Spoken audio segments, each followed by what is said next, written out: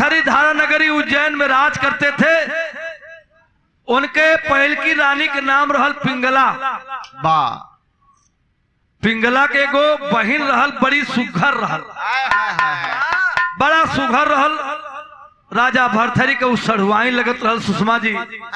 लेकिन भ्राता पिता पुत्र उर्गारी पुरुष मनोहर निरखत नारी राखी नार हृदय उर्माही युवती शास्त्र निपत बसनाही। राजा भरथरी का उम्र रहल वो समय करीब 40-45 साल और पिंगला का उम्र रहल 18 साल। तो प्यार जवन हो जात बिरादरी बूढ़ जवान ना देखता।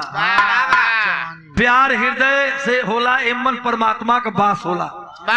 धारा नगरी राजा भरथरी धान के बाल पर अपने सढ़वाई पिंगला के दूसर अपन रानी बना ले, राजमहल में ले लो। पहल की रानी से उनका धीरे धीरे प्यार इतना कम हो गया, इतना कम हो गया कि दूसर की रानी पिंगला के साथे जबले पानी न पिए, जब वो खाना खाए तो संगवे खाना खाए, संगवे पानी पिए, संगवे सुतते नहीं गलती करे तो के बुला ले के चाहता। अरे संगवे कुल होता। धीरे धीरे समय बीतल है। एक रोज की बात है, एक जोगी पहुंचा सरंगी गुदड़ी लेकर के।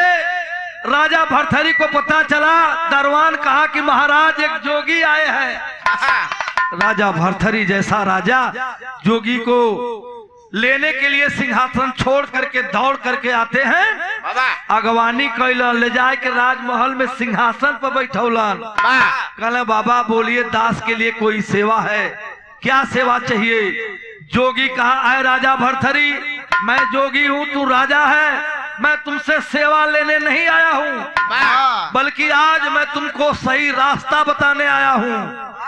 ए भैया वही समय जौन बा जोगी समझाता कि राजा भरथरी अपने झोली से एक फल निकाला। अब फल राजा भरथरी को दिया, कहा इसको ले लो, ये कोई मामूली फल नहीं, अमर फल, इसको जो खा लेगा वो जवान हो जाएगा, वो अमर हो जाएगा। राजा भरथरी फल ले ले सुषमा जी, लेकिन अपने ना खेले दिखा। ये प्यार हो, प्यार की बात कहलू, मोहब्बत की बात कहलू है। तो राजा भरथरी फल न खा करके जोगी के विदाई कर दिला। जोगी तो चला गया। अब राजा भरथरी वो फल ले जाए के अपने रानी पिंगला के दहला। काहे दहला जानत हुआ? सोचल अमर फलवा खाई ली है रानी पिंगला तो अमर हो जाई हन, इनकर जवानी बनल रही तो इनके जवानी के सहारे हमारो बुढ़ौती ठेल ठाल के पार हो जाई। अब रानी पिंगला जब फल के पोलस तब भैल का तरज बदल गई।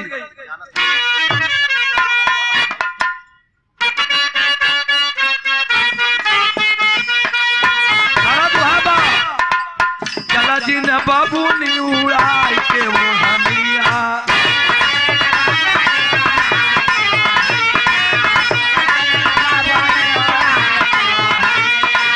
दू दिन का जिंदगी बिगड़ जाई पनिया, दू दिन का जिंदगी उतार जाए पनिया, चला जी न बाबू नी उड़ाई के वो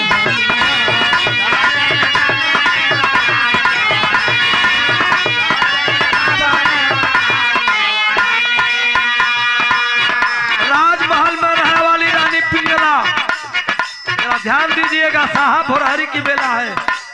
राजा भरथरी प्राण से ज्यादा मानते थे बाबू उस रानी पिंगला को, लेकिन रानी पिंगला राजा भरथरी से असिला प्यार नहीं करती थी।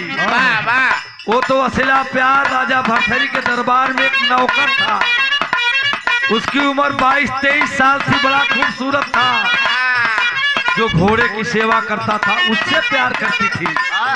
राजा से चोरी हो दिखाई है। तब सोचत का बाड़ी, क्या सोचत बाड़ी?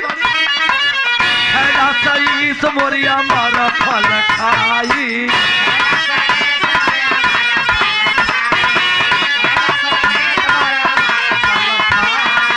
चढ़ली जवानी का मजा खूब आई, चढ़ली जवानी का मजा आई, थैला सही अमर फल खाई।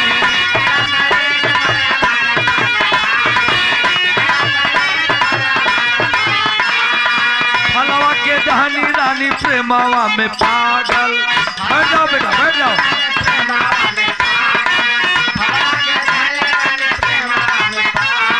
दिखाई है प्यार। हाँ सुषमा जी, अब उनकी ओर ध्यान देबू। होनाऊ के प्यार हमान से हो गल बेचारे की। फलवा के दहनी रानी प्रेमावा में पागल।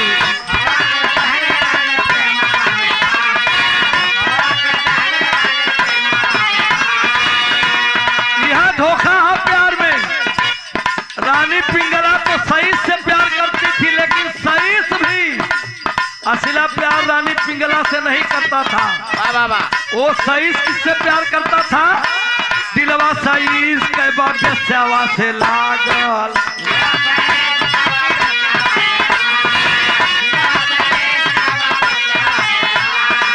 बेस्या के फाल जहलाई कोठावा पर जाई। बेस्या के फाल जहलाई कोठावा पर जाई। हैला सईस मोरे अमर अलखाई।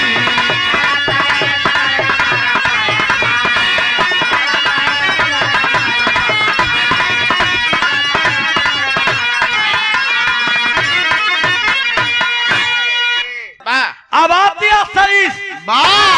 आए नर्तकी, मैं तुमसे प्राण से ज्यादा प्यार करता हूँ। अपने जीवन में मैं कुछ लेकर के आया हूँ।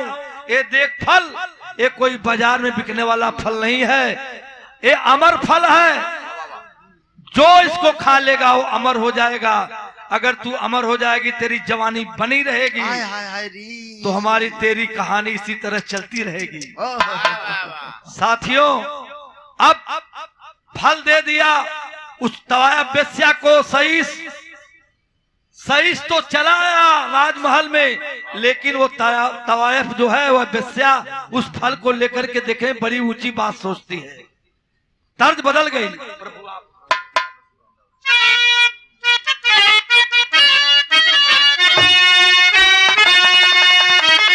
तर्ज बड़ा मार्मिक हो कि प्रभु आप बसो वृंदावन में।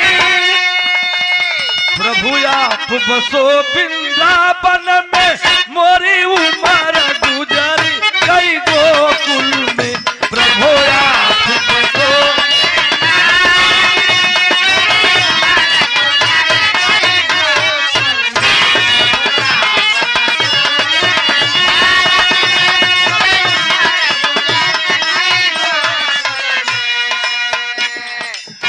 ध्यान देने वाली बात है, वो बेस्या अमर फल को लेकर के बड़ी ऊंची बात सोचती है।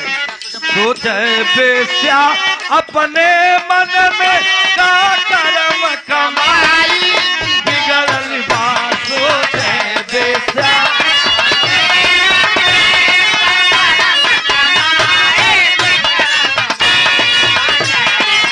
जय हो, जय हो।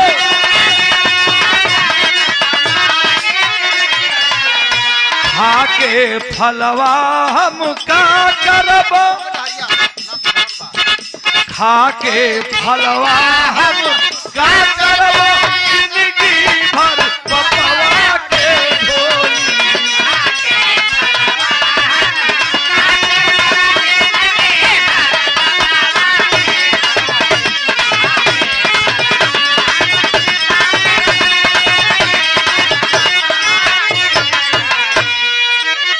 आदमी का कोई भी कर्म बुरा नहीं होता है साहब, केवल उसके करने का अंदाज हो।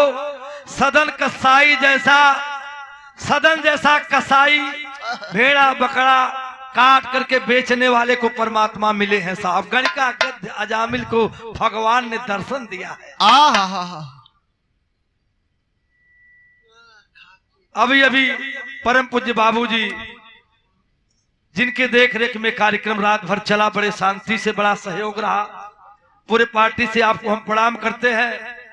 सोचने वाली बात है, वो बेस्या सोचती है, दुनिया के मालिक तूने मुझे इंसान तो जरूर बनाया, लेकिन मेरा कर्म जो है आज समाज के हिसाब से सचमुच में मैं समाज में कभी सर उठा करके जी नहीं सकती।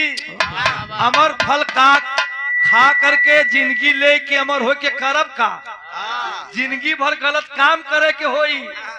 अरे ये अमर फल मैं खाऊंगी तो इसका कोई मतलब नहीं निकलेगा। ये अमर फल अगर दुनिया में एक ही राजा है, जो राजा भर्तहरि है, जो दीन दुखियों की सेवा करता है, लोगों का उपकार करता है, वाह ऐसे राजा के पास ये फल अगर पहुंच जाता है तो इस फल का सदुपयोग होगा।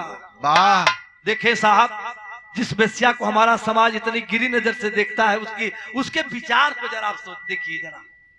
फल जोगी दिया, राजा भर्तहरि नहीं खाए, अपने प्रेम जो है नौकर सईस प्रेम का अपने दूसरी रानी पिंगला को दिए, पिंगला वह फल अपने प्रेमी सईस को देती है, सईस अपनी प्रेमिका उस वेश्या को देता है। वाह वेश्या सोचती है जाऊंगी कैसे, दरबार में जाने नहीं पाऊंगी, देखते ही लोग ठोकर मार करके भगा देंगे, लेकिन संकल्प लेती है जाऊंगी, राजा के पास जाऊंगी।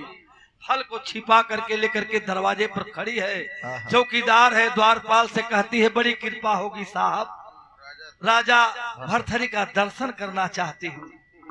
चौकीदार द्वारपाल पहुंचा, दरबार लगा हुआ था, आवाज दिया कि महाराज नगर की मशहूर वेश्या आपका दर्शन करना चाहती है। वाह जरा देखिएगा साहब, बड़ी गूढ़ बात है। राजा भर्तहरि जैसा विद्वान और प्रिय नेता सिंहासन से नीचे आ गया, नंगे पांव राजा भर्तहरि दौड़ना शुरू किए साहब। दौड़ते दौड़ते जाकर के जब वेश्या के सामने गए, बोले बेटी क्या सेवा चाहिए। वाह तुरंत जाकर के पैरों पर गिर जाती है। राजा भर्तहरि दरबार में ले गए, तमाम विद्वान बैठे थे साहब, उस वेश्या का आदर और सत्कार किए।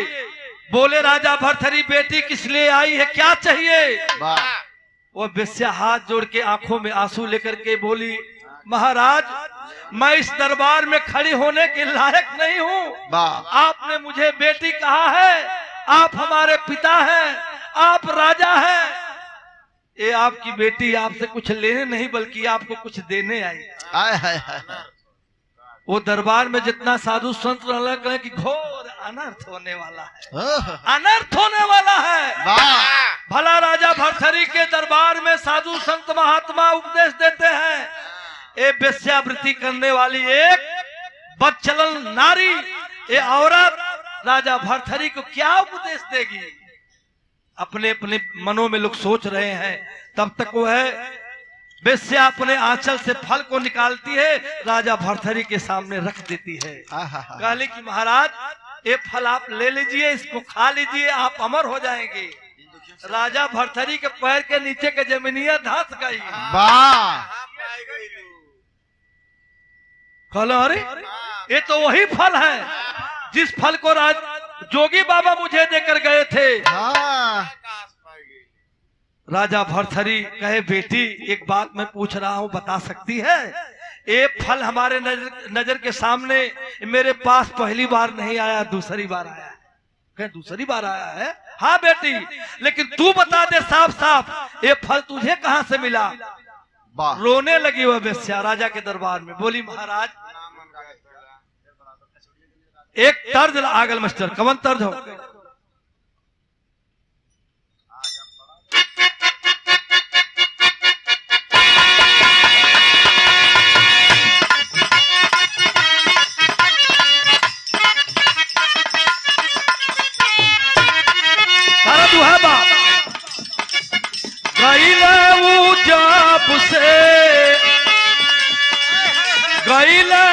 जब से हम जो हतानी ताब से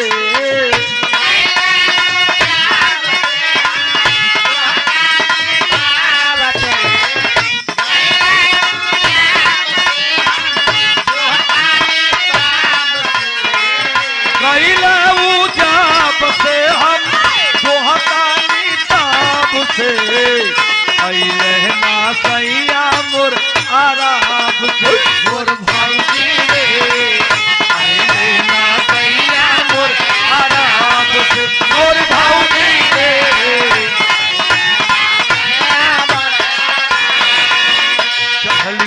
जवानी में लागत घून हो, उनका बिना त सेज भई सुन हो।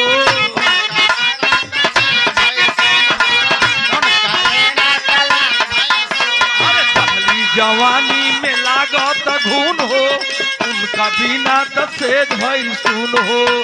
आई जात गाप से ना भाई तालाब से,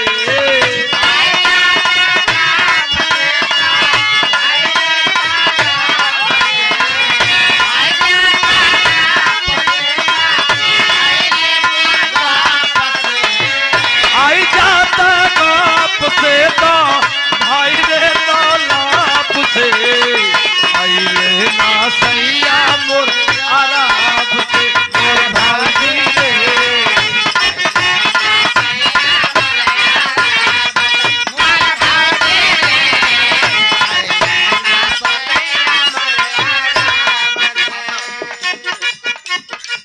अभी अभी हम लोगों के गार्जियन परम आदरणीय माननीय श्री विजय शंकर यादव जी बाबूजी की ओर से पुनः पुरस्कार मिला है। हम पूरे पार्टी से आपको प्रणाम करता हूं। परम पिता परमेश्वर से प्रार्थना करता हूं कि आपकी परिवार को मालिक सुखी रखे, वाह जिंदगी में मान और सम्मान जैसे है उसी तरह बचा रहे। वाह जन्म लेना, अब तो आदमी के मरने के बाद भी मौत भी सम्मान से जोड़ल जाता बा। आने के बाद अब जब इंसान जा रहा है सुषमा ने, जाने के बाद भी जो मृत्यु हो रही है आज के जमाना में वो लोग जोड़ के देखत होंगे कैसे मरल, सम्मान बचल कि न बचल। हाँ डांड कौन कह गया ना कि ऐसा स्थिति हो गई आदमी के जीवन में। आना और जाना दोनों पर जो है न कहना हो। रोने लगी वह बेस्या राजा भरथरी के चरणों पर गिर करके। कैसे रोवत बा वही में गावत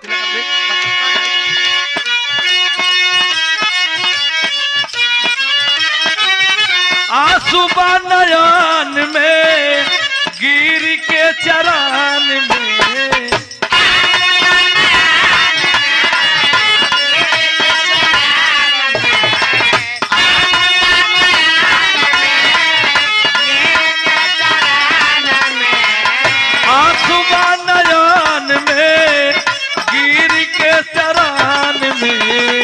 कहतानी बतिया सब सरान में मोरे राजा हो, सरान में मोरे राजा हो, आई बानी तोहारा सरान में मोरे राजा हो।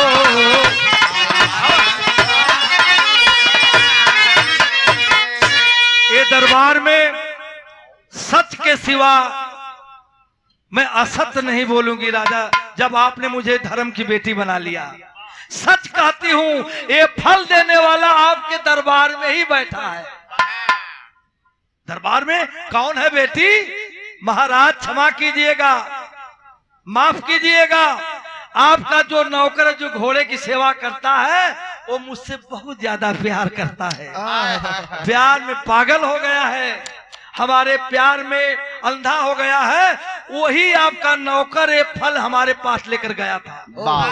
इतना भाई लोग विधा सुनता नहीं। बैठ जाओ बेटा, बैठ जा भैया, बैठ जा भैया। इतना पंच विधा सुनता नहीं। राजा भरथरी इतनी बात सुनलन, लेकिन एक बार न तो सही से पूछलन न रानी पिंगला से पूछलन।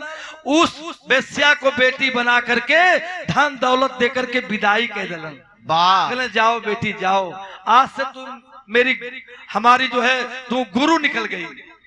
देखिए राजा भरथरी ने कहा जैसे गुरु चेला को सही रास्ता बताता है, बेटी तू भले मेरी प्रजा है, मेरी धर्म की बेटी है, लेकिन मेरे नैन को तूने खोल दिया। यही बात कह करके राजा भरथरी सिंहासन पर लात मार दिला। दिखाई है, यही लिए हम बताई कब कैसे ज्ञान हो जाए। किसी को गलत मत सोचिए सुषमा जी, कब की बिगड़ जाएगी, कब के कर बिगड़ जाए, कब के कर बन जाए किसे। प्रत्येक आत्मा में परमात्मा तो ही न होता है। प्रत्येक आत्मा में परमात्मा होता है साहब। बात को सुन करके राजा भरथरी विदाई कर दिए, लेकिन राजा भरथरी जैसा राजा राजपाट पर लात मार डाले 12 बजे रात का। वाह कोई चौकट पर लात मार के राकेश भैया चल दिहला। कैसे चल लो मास्टर? अरे मोह माया तजबू उहा महलया तारिया। अरे मोह माया तजभूप महलया तारिया।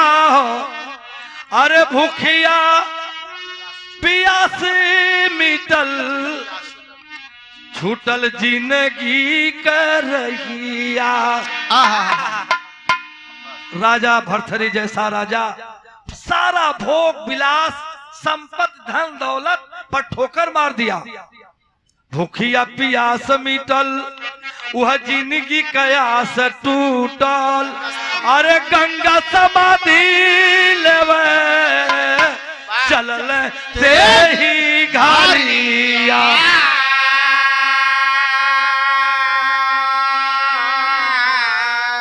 बार राजा भरथरी सब कुछ त्याग करके और बड़े तेजी गति से दौड़ते दौड़ते गंगा जी में कूद करके आत्महत्या करने का प्रयास कर ही रहे थे। तब तक आवाज आई, ऐ राजा भरथरी रुक जा रुक जा। राजा भरथरी मुड़ के देखलन थे जोगी सरंगी गुदड़ी लहले बड़ा तेजी गति से आवता। वह जोगी कोई मामूली जोगी नहीं था। बाबू बैठ जाओ, बैठ जा बैठ जा।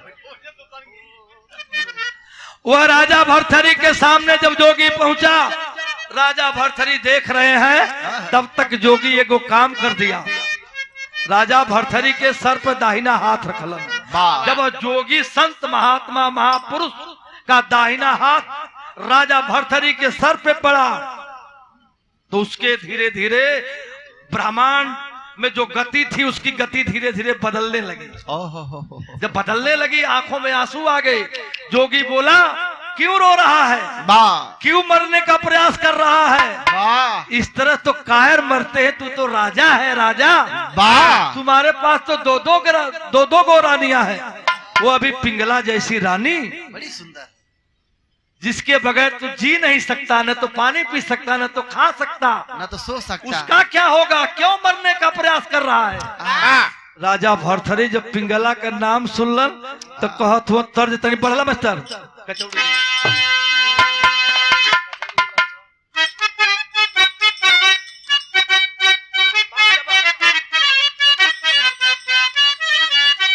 तर्ज है बात तुहार वाली।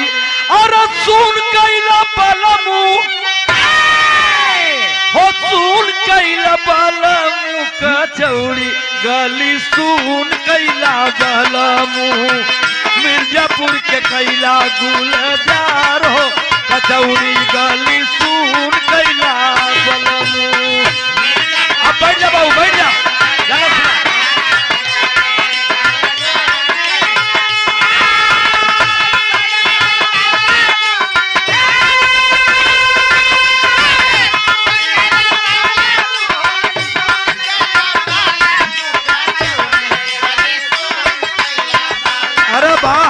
मिर्जापुर के कैला गुलजार हो और सुन कैला बलमू हो सुन कैला बलमू की जियारा रे पागल हो गए। कैली हम कवन कसूर हो नया नवा से दूर कैला बलमू। एकेश्वर की पंधारी दादा बहुत पहले गौलन कि जवन मजायाम की चटनिया तवन सोआ धनिया में नहीं।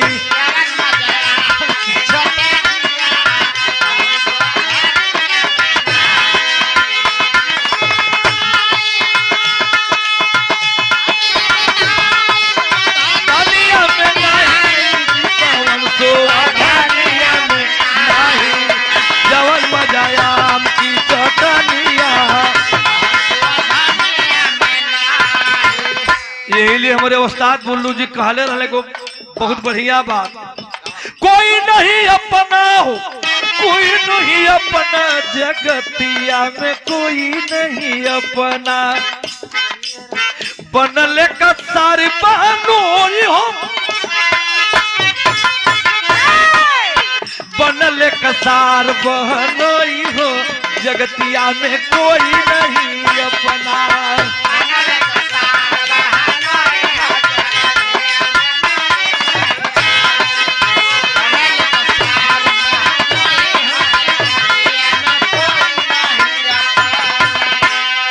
कहला कि बाबा का कहत हुआ इस दुनिया में कोई कोई के नाम कहला पागल हो गया है।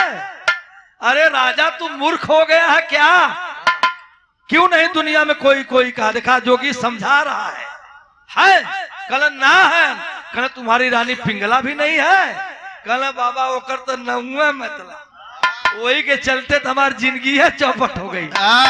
वही समय कलन जोगी की मुझे पहचानता है? कहला नहीं बाबा। कहला याद करो उस दिन जिस दिन मैं तुम्हारे दरबार में फल दिया, मैं वही जोगी हूँ, मेरा नाम गोरखनाथ है। गुरु गोरखनाथ राजा भरथरी के दर्शन दहलन, लेकिन एगो बात कहलन कि एगो काम करना पड़ेगा बेटा, तुम्हारा रास्ता अब तक जो था वो गड़बड़ था, अब तुम्हारे मानव जीवन का सही रास्ता जीने का समय है। वो का बदौलत तरज बदल गई। अरे चलत चलत मोरी कमर दुखाली भैया, चलत चलत मोरी कमर दुखाली भैया, गोकुल हो नैहर के तनी बादू।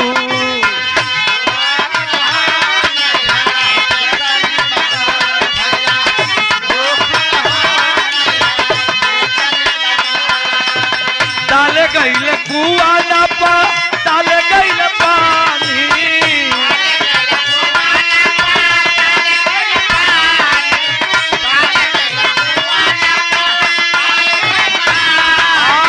खिंचत खिंचत मोरी खिंचत खिंचत मोरी कमर दुखाली भैया, गोकुल हो नैहर के तनी बारा।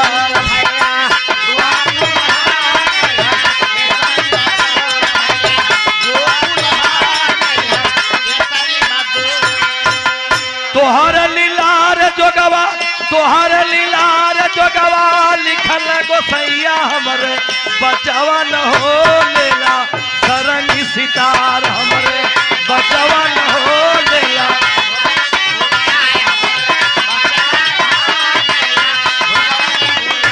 आहा तोहर लीलार जोगवा लिखल गोसैया हमरे बचवा न हो गैला, भोगवै में भुलाए हमरे।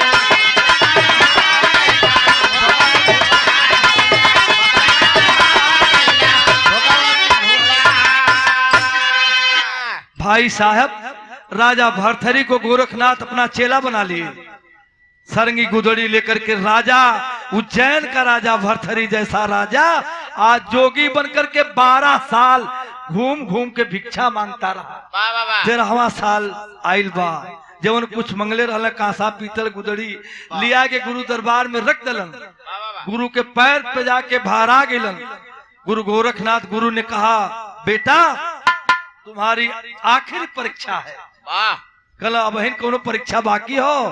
कल एक परीक्षा बा, सब कुछ ठीक है, लेकिन जब तक जो है अपनी माँ का आंचल नहीं लाओगे तब तक तुम्हारा जोग नहीं पूरा होगा। रोहे लगना राजा भरथरी। कहने कि अरे गुरु माई हमार बचपनवा में मर गई। कल मूर्ख हो, माँ मर गई तो अभी एक तुम्हारी माँ है। कल एक है रानी पिंगला, कहे वो तो हमार रानी है। कल मूर्ख आया, वो तुम्हारी रानी अब नहीं है, वो तुम्हारी अब माँ है। जाओ अपनी रानी पिंगला का आंचल मांग कर लाओ, लेकिन माँ कह करके लाना, माँ बोल करके मांगना, कहीं ईमान डिगने न पावे, नहीं तो सारी कमाई नष्ट हो जाएगी। गुरु का आदेश हुआ। उसी समय राजा भरथरी जो ने राज में 12 साल तक सिंहासन पर बैठ के राज करते हलन, 12 समय दिखाई है। आज वो नगर में राजा भरथरी जोगी बन के लंबी लंबी दाढ़ी, लंबा लंबा बार, सरंगी गुदड़ी, लालटेन धरा के 4 बजे से फेरा डाला था। कैसे डाला थो, कैसे गाओ थो मास्टर? तनी बढ़ा लो भैया।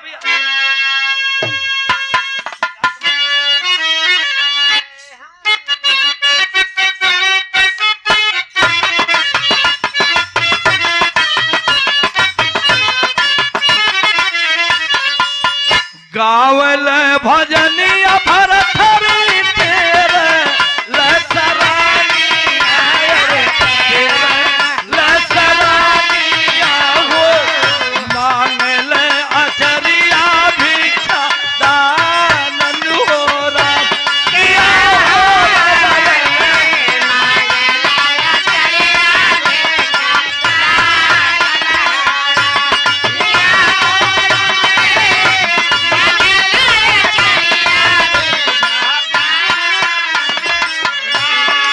याद रहे पंचो राजा भरथरी जोगी बनके अपने नगर का भ्रमण करत हो देखत हो कि वाह रे मालिक राजपाट सब विध्वंस हो गए कुआं का पानी झुरा गल फूल फुलवारी में मुरझा गई 4 बजे भोर में हवा चलत रहल अपने ही वही फुलवारी में बैठ के धुइया रमौले हो प्रभु के गुरु का नाम लेके और तबले उनकर रानी पिंगला धीरे धीरे वही बगीचा की ओर गई है जोगी बाबा भजन गावत हो अब भजन सुने खातिर जाए के लगे बैठ गई जोगी गावत हो गावल भजनिया भरथरी तेरे लसरानिया लसरानिया हो मांगलन अचरिया भिक्षा दानन हो राम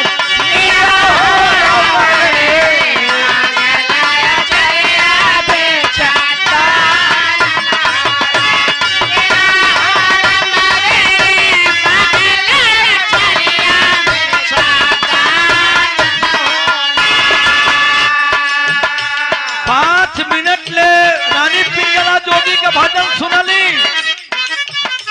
भजनिया गावत जोगी के जब सुनली करेजा में उनके छेद होने लगा सामने गई हाथ जोड़ के कहली कि बाबा कवन गुरु निर्मोहित होके जोगी बना देले कहे माई हमारा के जवान मन करत तवन कहला माई तोहार गोर लगा तानी हमारा गुरु के कुछ मत कहा माई रानी पिंगला आवाज सुन ली उनके कान में आवाज गई कुछ उनके ऐसा आभास भइल ई तो आवाज कबो हमारा कान में आ गई रहल राजा भरथरी जोगी बन के भजन गावत हो कहलिन कि ए बाबा अच्छा तू कहे जोगी बन गईला कहे ए माई ई मत पूछा कहे न बतैला तब ले कुछ ना मिली कहे माई सुनबू हम बताई कहे जोगी बन गईली तब बतावत होवन नारी के करनवा माई कैली जोगी पेट के करनवा भिखिया मांगिला हो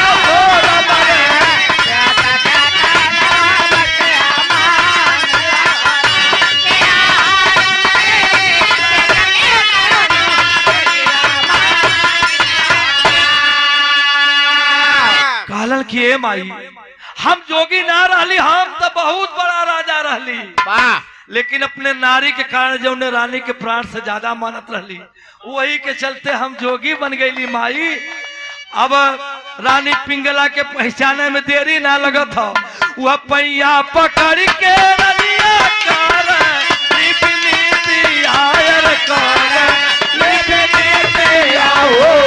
एक बार कहदा क्षमदानन हो राम किया हो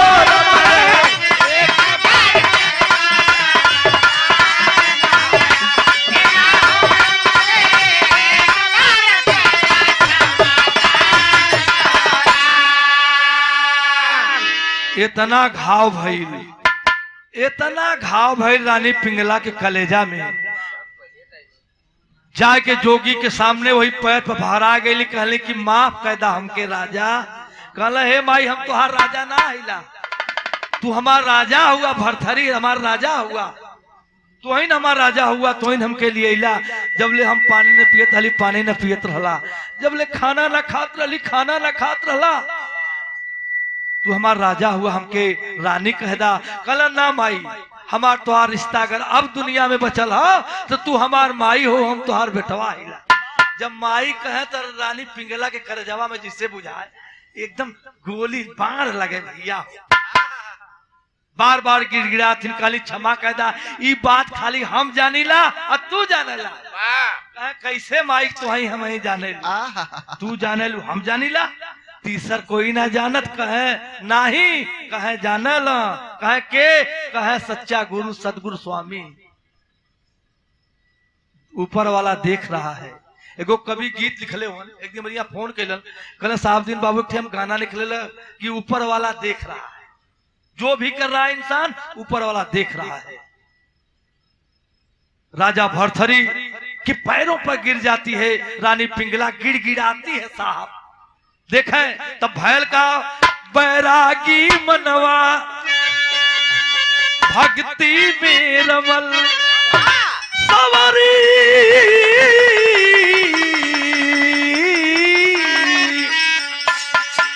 बैरागी मनवा भक्ति में रमल माटी के तनवा नफरत कई अगिया लागी बैरागी मनवा भक्ति में रमल।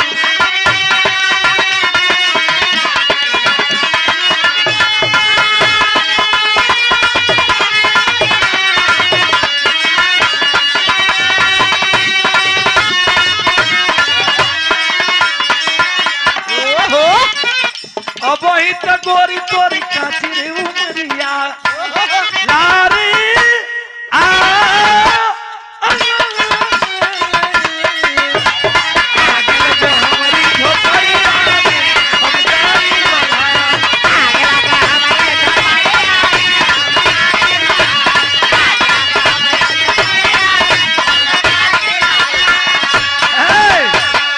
अछरा देदा माई हमार जोक पूरा करा दा तुहार एहसान जबले रहब दुनिया में तबले न भूलब। रानी गिड़गिड़ात बाड़ी तब जोगी खड़ा हुआ आवेश में क्रोधित हो गया। जिस रानी को प्राण से ज्यादा मानता था कहा तू मेरी माँ है। एक बात कहलन का कहलन मास्टर आला में कहला जोगिया का जोग माई अरे पिंगला छोड़ावा जानी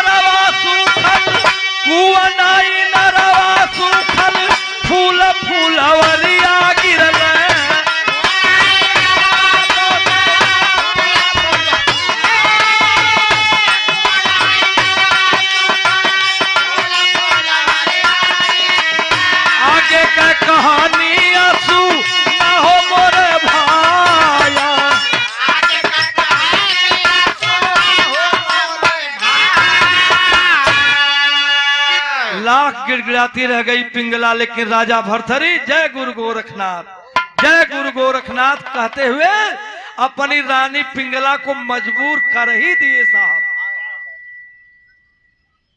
सच्चा योगी कभी डिगता नहीं है साहब। योगी जन्म लेता है जिस घर जिस परिवार में कई जन्म कई पीढ़ियों का पूर्ण इकट्ठा होता है तो उस घर उस परिवार में जोगी पैदा होता है। सुषमा जी, जोगी कब पैदा होता है? रमाशंकर, विजय शंकर भैया, जोगी पैदा होता है उस परिवार में कब? जब उस परिवार के कई जन्मों का पूर्ण इकट्ठा होता है, पूरे गांव का पूर्ण इकट्ठा होता है, तो उस गांव और उस परिवार में एक जोगी पैदा होता है। कभी कभी कब पैदा होता है सुषमा जी? कभी जो है उस परिवार उस गांव में तब पैदा होता है जब कई गांव के अगल बगल के जितने गांव हैं, 2-4 किलोमीटर के अंतर्गत जो गांव आते हैं, इतने गांवों का पूर्ण इकट्ठा होता है, तो कभी पैदा होता है। और गवैया और गायिका घरे घरे पैदा हो बतिये खाए गल मुकदमो हरा दल तब घरे घरे पैदा होती। चला भाई तोरे जीत हो।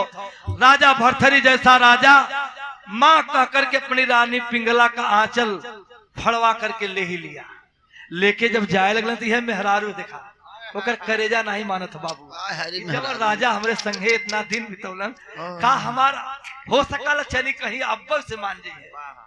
देखिए देवी जो है नारी देवी होती है बाबू। यही नारी, इसमें सब कुछ गुण है। यही हमारी माँ है, यही हमारी बेटी है, यही हमारी नारी है और यही हमारी बहन है। हमारी पत्नी के अंदर 4 गुण है। माँ का भी गुण है, नारी का भी है, पत्नी का भी है, बहन का भी है और बेटी का भी है।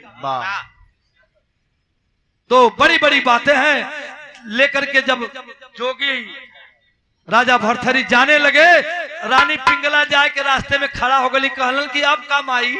कहे माइये कहबा को बार रानी न कहबा। कहला ना माई, तू हमार माई, हम तुहार बेटवा ही। कहली नाम मनबा तो जा, लेकिन एक हमरो बात सुन ला। अंत में बड़ा गलानी हुई। रानी पिंगला को नारी जो है अपने पति से कहती है, क्या कहती मास्टर?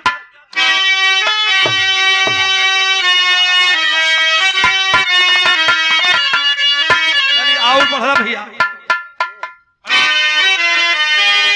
काली ले जा अरे चरिया जोगी जोगवा, अरे रमाए जा सिद्धि का पताका, वही गगन में लहराए जा सिद्धि का पताका।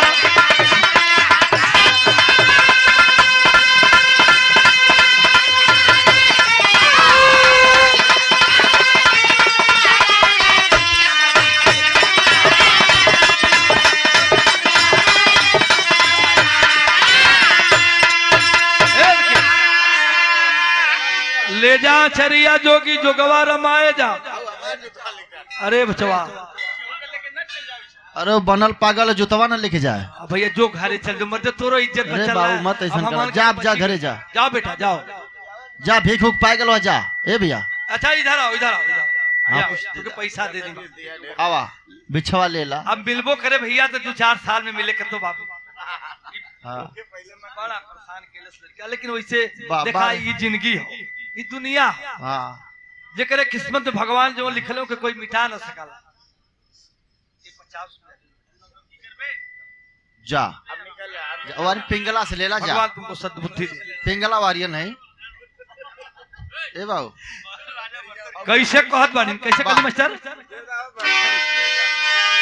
काली ले जा अरे चरिया जोगी जोगवा के, अरे रमाए जा सिद्धि का पताका, वही गगन में लहराए जा सिद्धि का पताका।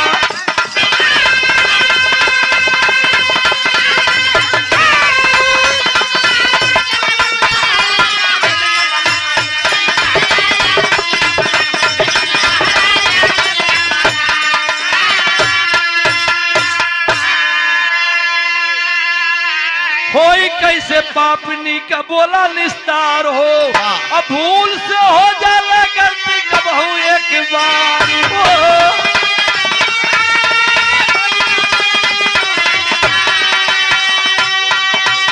काली गोरखनाथ वही जोगी ऐसे पूछ के बताया जा सिद्धि का पता, वही गगन में लहराया जा सिद्धि का पता।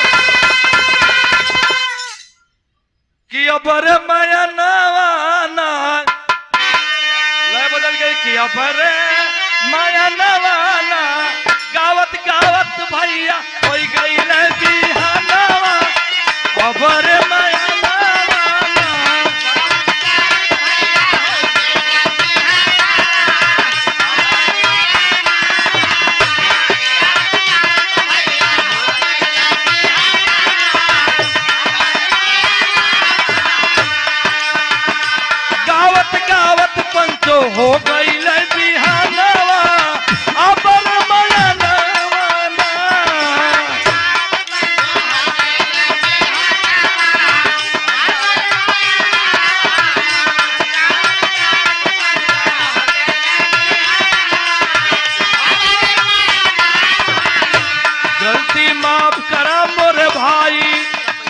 सब भाई इनके शीश झुकाई कि अब रे माया नवाना लिखल होई है भैया फिर होई है मीरा नवा की अब रे माया नवाना।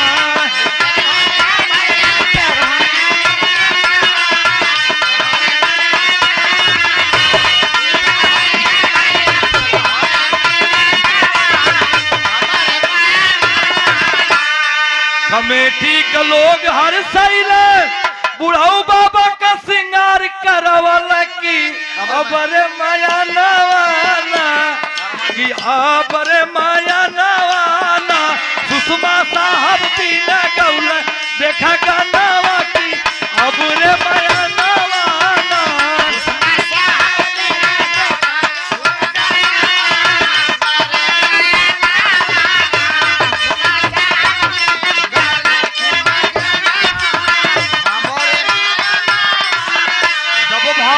नमस्कार अरे खत्म होई अब देखाई विस्तार की अबरे माया नवाना अबरे माया नवाना घरवा जोहत होई है भैयन का जननावा की अबरे माया नवाना।